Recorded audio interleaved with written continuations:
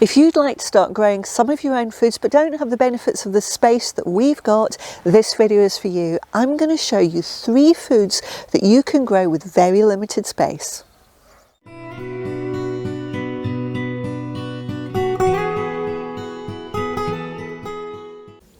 Welcome to English Country Life. My name's Fiona, and together with my amazing husband Hugh, we run the small holding homestead here in South Lincolnshire in the UK.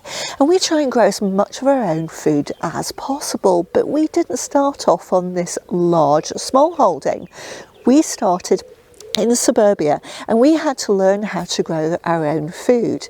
And you may be in a city centre, you might be in a flat many floors up, and what can you do if you aspire to this lifestyle? If you want to put some food on your plate, well, there are still foods you can grow, and in this video I'm going to show you 3 of them, 2 of which only need windowsill space, and the third one you need a small amount of ground space, whether that's on a patio, at your front door, just somewhere that you can put a pot or a sack, but we'll get into that in a moment. Let's get started. Bunches of spring onions are one of the most common things that people put in their baskets at the supermarket for cooking, and they're incredibly easy to grow. From putting the seeds in to maturity is only about an 8-week period.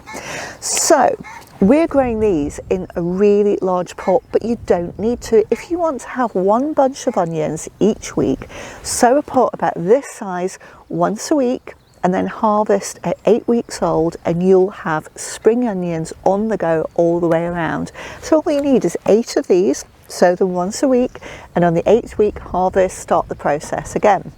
So I have got my packet of Simply Seeds salad onions. I have got a trug here of compost.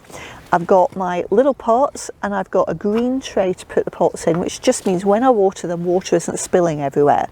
But you don't need a specialist green tray like this. You could put them in a cereal bowl, you could put them on a side plate, on a dinner plate, anything which stops that water spilling all over your windowsill. And there is an optional extra you can add as well, which are these water retaining crystals.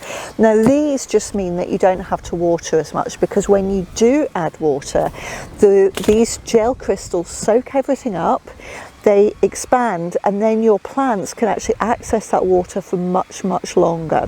So let's have a start at the sowing process, and you can see just how easy it is. Planting spring onions is really simple. All I'm going to do is, first of all, put some compost in the bottom of the pot. I'm going to firm it down, and then what I'm going to do is I am going to take some seeds, and that's what they look like, just little black seeds, and I'm just going to sprinkle them across the surface. I'm looking for roughly about 10 seeds, no more than that. That's going to be the size of a standard spring onion bunch that you buy in the supermarket. And then I'm just going to sprinkle some compost on top, just try and even that out a little bit. Of course, don't forget to label it, because I've done that in the past and got it mixed up with other things which I'm growing. So my seeds are now in the compost. I need to signal to those seeds that it's okay to start germinating, and they need 3 things. They need water. So I'm going to get my little watering can and add water to the compost.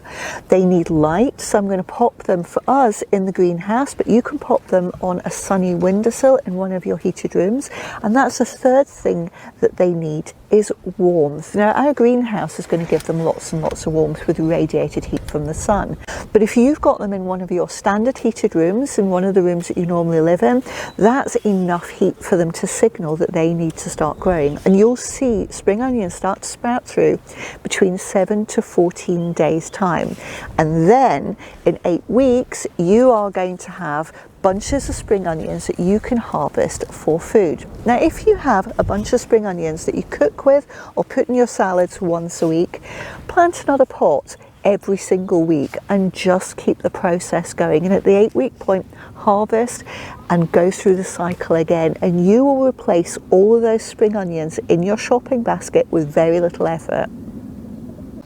The next thing that we're going to grow is just as easy as your salad onions, and it's probably in your shopping basket on a regular basis anyway, and that's lettuce. And I'm going to be growing this variety, which is called Aferiy from Simply Seeds. And Aferiy is an oak leaf variety, so it's got a lovely compact bulb, and then the leaves are a little bit curly on the edge on the top. It's very, very tasty and a great variety to grow. But there's lots of different varieties out there. You can grow iceberg, you can grow butterhead, whatever takes your fancy. It all depends on what you normally buy in your shopping basket. Now, to grow this, I need exactly the same things that I needed for the salad onions. So I've got my trug of compost, I've got my pot that it's going to grow in, and I've selected a pot the same size as the salad onions actually, and this is going to be just big enough to take a full-size lettuce. And as soon as it actually outgrows this pot, I'm going to be harvesting it to eat anyway. I've got the tray that the pot's going to go into, and then I've got my water gel that I'm going to add to the compost, just because that means I don't have to water it quite as much. Lettuces are just as simple as your salad and your spring onions. So once again, I'm just going to put some compost in the bottom of the pot, give it a bit of a firm down, and then you'll notice I've got the seeds in this little vial that's got a lid on it. And the seeds look very different to the salad onions, and I'm going to spread out roughly about 6 on the surface of the compost, trying to spread them evenly so I can see which ones are going to grow successfully and which ones don't when they break the surface of the compost. Then I'm going to put another layer of compost just on top loosely. I'm going to give it a water. Of course, I need to label the pots so I don't get it mixed up with the spring onions. And then I'm going to pop it in my greenhouse with the warmth and with the light, and that should encourage the little seeds to start to grow. Now, because there's 6 in here, when they do start to sprout, we're not going to grow 6 lettuces in this pot. We're only going to grow 1. But it's a possibility that not every lettuce seed will actually sprout. So once you've got them starting to come through the compost, when they're about 1 inch tall, make a decision on cutting down to about 3 or 4 of the stems. Then the following week, make another decision to see which one is the strongest. Keep 2 of the strongest. And then as they start to grow a little bit bigger, when they start to look a little bit crowded, cut it down to 1. So you're left with 1 really strong, really vigorous lettuce in the pot. Now, this is going to take between 10 to 14 weeks for the lettuce to actually grow to maturity. So if you're buying a lettuce once every 2 weeks, you'd repeat the process 5 or 6 times before you can harvest your first one and go through the process again. But lettuces really are very, very simple to grow. This is one of our greenhouses, and the third plant I'm going to show you that's really easy to grow for yourselves are potatoes. And we've had these potatoes in the greenhouse for a couple of weeks, going through a process called chitting. Now, chitting just means that you want them to start to sprout. So they need a warm place with light. Greenhouse is perfect, but a windowsill works just as well. And once they've started to put out these little shoots, we're going to plant them. But planting potatoes is a little bit different to other plants, so let me show you what to do. I'm going to assume that you've had to buy compost to grow your salad onions and your lettuces, which means you've got access to compost sacks, and that's a brilliant way of growing potatoes. Now, with these, I've rolled the tops down for reasons that become apparent in a moment, and I've added compost to the bottom of the compost sack. I've not added soil, and the reason for that is soil can introduce something called wireworms, which can burrow into your tubers and completely ruin your crop. So I'm using compost. Now, for each of these sacks, I'm going to add either 1 large seed potato or 2 small seed potatoes. And that might seem a little bit mean, but trust me, these, as they grow, will produce far more tubers and spread like you will not believe. Now, on these sacks, I have cut some small drainage holes, because otherwise, when I get to water it, it's just going to fill up with water. And in here, I'm going to put 1 of these large seed potatoes. But one of the first things I'm going to do is actually take off any small shoots, so the small chits. And I'm going to leave these 2 larger ones, but I've rubbed off all of the others. And I'm going to try and place those uppermost. Now sometimes that means the potato is going to have to sit vertically, so you'll need a bit more compost in the bottom. And then I'm going to cover it so it's completely covered with compost. Now the reason I'm taking off those extra shoots is that if I don't do that, the potatoes are going to put all of their energy into growing leaves and rather than tubers. And what you want is lots and lots of potato tubers underneath the soil.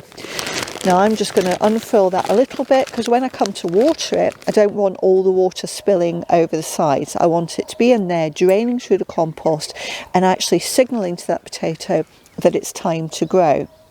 Now once I start to see leaves coming through the soil, I'm going to be looking for any stalks that are visible.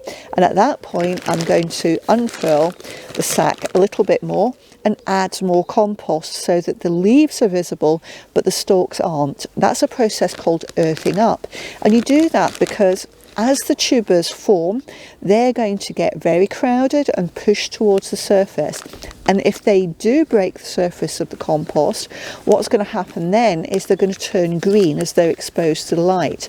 And that can actually make you quite ill if you eat green potatoes. So we've now got this. I'm going to give it a bit of water and I'm going to pop it just outside of our greenhouses. But for you, pop it outside your front door, on a patio slab, just somewhere that's sheltered, that's warm, ideally a little sun trap, and you should get potatoes in no time at all.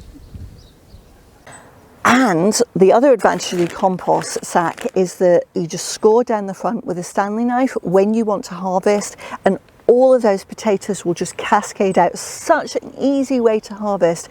But all you need for this is a little bit of outdoor space, either by your front door or in a small patio, because clearly you can't grow this on a windowsill. But oh my goodness, fresh potatoes straight from the sack taste completely different to those you'll buy in the supermarket. Trust me, it's such an easy way of getting great food on your table. There you go, that's the entire process. And if you follow those succession planning rules, you're going to be able to have a bunch of spring onions a week, a lettuce a week, and you'll have a great supply of potatoes there.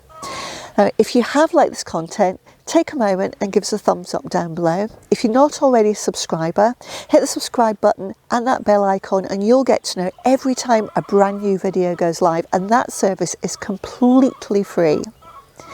If you have any questions for us, just pop them in the comments down below and we'll get back to you as soon as possible. We may even make another video for you. But in the meantime, thanks for watching and we look forward to seeing you next time.